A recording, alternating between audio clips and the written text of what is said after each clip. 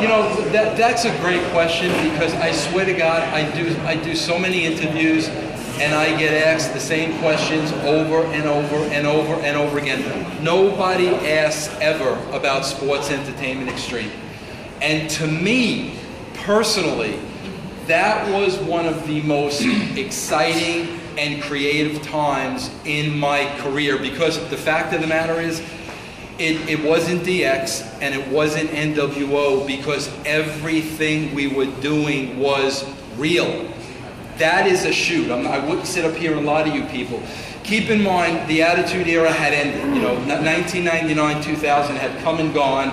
So we were trying to think of the next logical step to bring the wrestling business to. And basically, you know, since it was just Jeff Jarrett and I working on the show, we had many long discussions, and we wanted to bring it to more of a reality, you know, approach. We thought that was the next logical step. So a lot of times in Sports Entertainment Xtreme, and this is the absolute truth, I would be at the back door in the asylum in Tennessee. Nobody on the roster even knew I was in the state of Tennessee. Nobody knew I was there. The only one that knew I was there was Jeff, because Jeff and I were writing the show, and the Harris boys. You know, you guys remember Ron and Don Harris? Because they were Jeff's security. So Ron and Don actually used to be the ones to walk around the back of the building and let me in the arena. And when I used to walk in the arena, whoever was in the ring were seeing me for the first time and had no idea I was there. And I mean, if you guys go back and watch a lot of that stuff, like, look at Mike Tenay's face on a lot of that Sports Entertainment. He had no idea I was coming. And I really felt that, you know, we were onto something. It was different. It was exciting, because the outcomes weren't written. I didn't know how these guys were going to react. And me personally, I think the business should have gone more along those lines.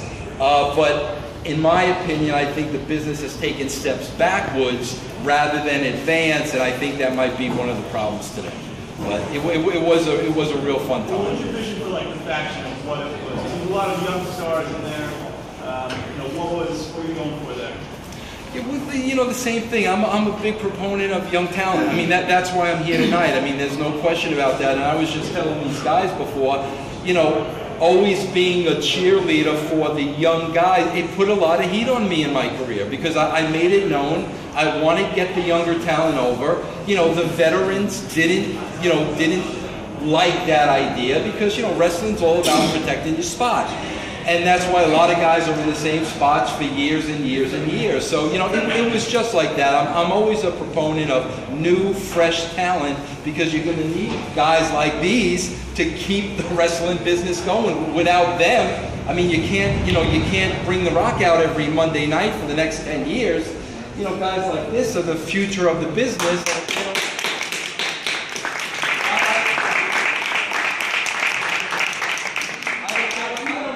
these three guys in particular, but I mean in general.